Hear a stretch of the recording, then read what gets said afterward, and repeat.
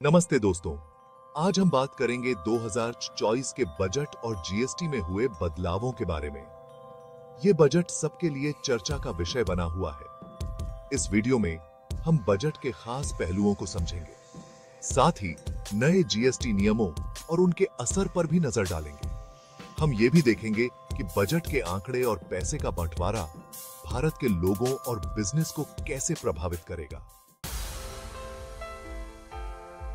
GST यानी goods and services tax में पिछले कुछ समय में काफी बदलाव हुए हैं। ये बदलाव व्यापारियों और उपभोक्ताओं दोनों के लिए महत्वपूर्ण है। 2023 के बजट में नई दरें और सुधार शामिल हैं, जो देश की आर्थिक स्थिति को बेहतर बनाने के उद्देश्य से किए गए हैं। इसका मकसद है टैक्स सिस्टम को आसान बनाना और आर्थिक विकास को तेजी देना।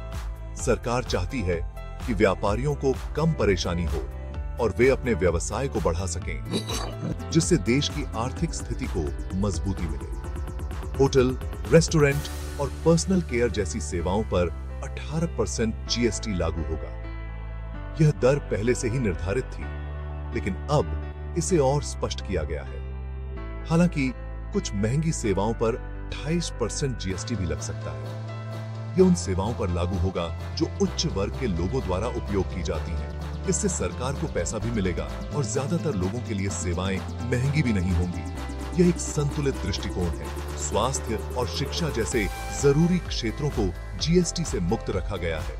यह सुनिश्चित करता है कि इन महत्वपूर्ण सेवाओं की पहुंच सभी के लिए बनी रहे। सरकार इन क्षेत्रों को महत्वपूर्ण मानती है और इन्हें टैक्स फ्री रखना चाहती है, ताकि देश का भविष्य सुरक्षित रहे और सभी को समान अवसर मिले। 2004 का बजट सरकार के भविष्य के लिए विजन को दर्शाता है। यह आने वाले वित्तीय वर्ष के लिए वित्तीय योजना है। पिछले साल की तुलना में इस साल बजट का आकार काफी बढ़ा है। यह दर्शाता है कि सरकार आर्थिक विकास के लिए कितनी गंभीर है। इस बजट में इंफ्रास्ट्रक्चर डेवलपमेंट पर जोर दिया गया है।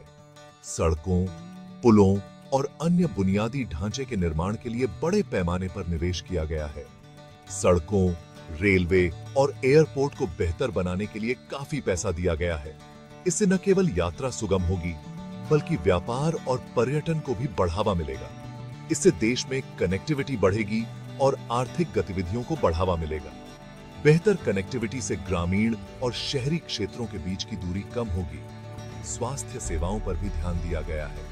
स्वास्थ्य सेवाओं में सुधार के लिए कई नई योजनाएं शुरू की गई हैं। नए अस्पताल और मेडिकल कॉलेज खोलने के लिए पैसा दिया गया है। इससे चिकित्सा शिक्षा में सुधार होगा और अधिक डॉक्टर और नर्स तैयार होंगे। खासकर गांवों में स्वास्थ्य सुविधाओं को बेहतर बनाना इसका उद्देश्य है।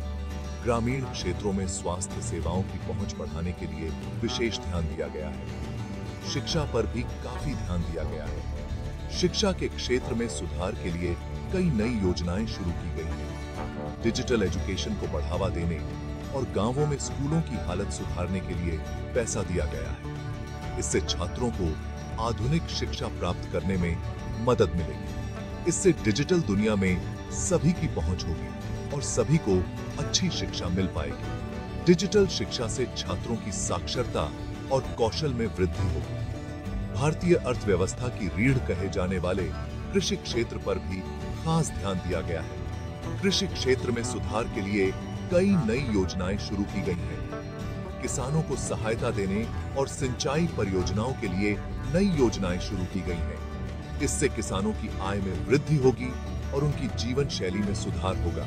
इससे किसानों को मदद मिलेगी और कृषि उत्पादन बढ़ेगा। कृषि उत्पादन में वृद्धि से देश की खाद्य सुरक्षा भी मजबूत होगी।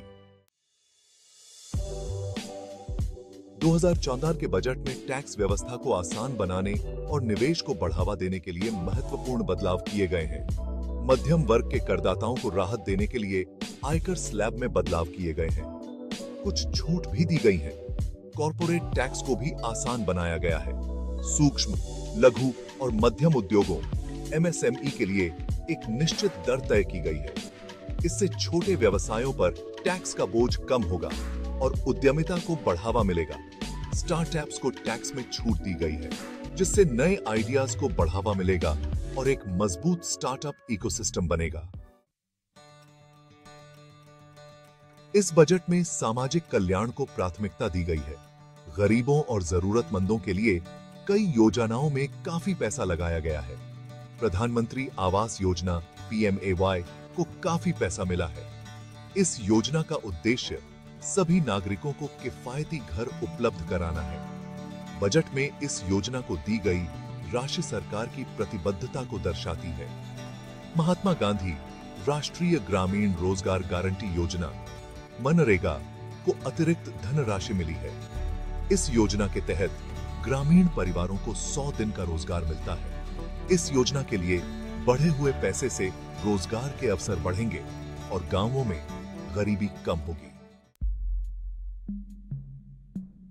2054 के बजट और GST में किए गए बदलावों का असर आम आदमी और व्यवसायों पर भी पड़ेगा।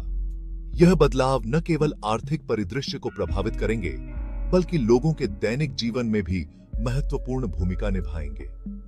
आम आदमी के लिए यह बजट मिश्रित परिणाम लेकर आया है। कुछ लोगों को राहत मिलेगी, जबकि अन्य को चुनौतियों का सामना करना पड़ सकता है। एक तरफ जहां इंफ्रास्ट्रक्चर और सामाजिक कल्याण पर ध्यान देना सराहनीय है, वहीं दूसरी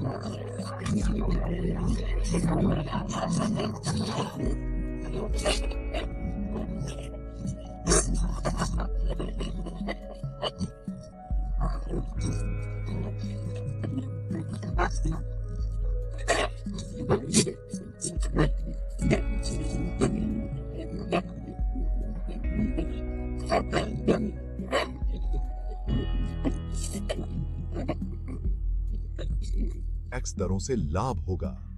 यह उन्हें अपने व्यवसाय को बढ़ाने और अधिक रोजगार के अवसर पैदा करने में मदद करेगा। इंफ्रास्ट्रक्चर विकास पर ध्यान केंद्रित करने से नए अवसर पैदा होंगे और आर्थिक गतिविधियों को बढ़ावा मिलेगा। इससे न केवल रोजगार के अवसर बढ़ेंगे, बल्कि देश की अर्थव्यवस्था को भी मजबूती मिलेगी। हालांकि विशिष्ट क्षेत्रों पर नई GST दरों के प्रभाव का ध्यानपूर्वक मूल्यांकन करना जरूरी होगा। यह सुनिश्चित करना महत्वपूर्ण है कि ये दरें उद्योगों के विकास में बाधा न बने और समग्र आर्थिक विकास को प्रोत्साहित करें। 2004 का बजट और GST में बदलाव भारत के आर्थिक सफर में एक महत्वपूर्ण कदम है। इंफ्रास्ट्रक्चर, शिक्षा, स्वास्थ्य और सामाजिक कल्याण पर सरकार का जोर समावेशी विकास के प्रति उसकी प्रतिबद्धता को दर्शाता है। हालांकि इन बदलावों का दीर्घकालिक प्रभाव देखना बाकी है, लेकिन इनमें सभी भारतीयों के लिए एक उज्जवल भविष्य बनाने की क्षमता है। हालांकि इन नीतियों के कार्यान्वयन की निरंतर निगरानी करना और रास्ते में आने वाली किसी भी चुनौती का समाधान करना महत्वपूर्ण होगा। केवल तभी हम अपने लक्ष्यों को प्राप्त करने में इन उपायों की प्रभावशीलता का वास्तविक रूप से आकलन कर सकते हैं।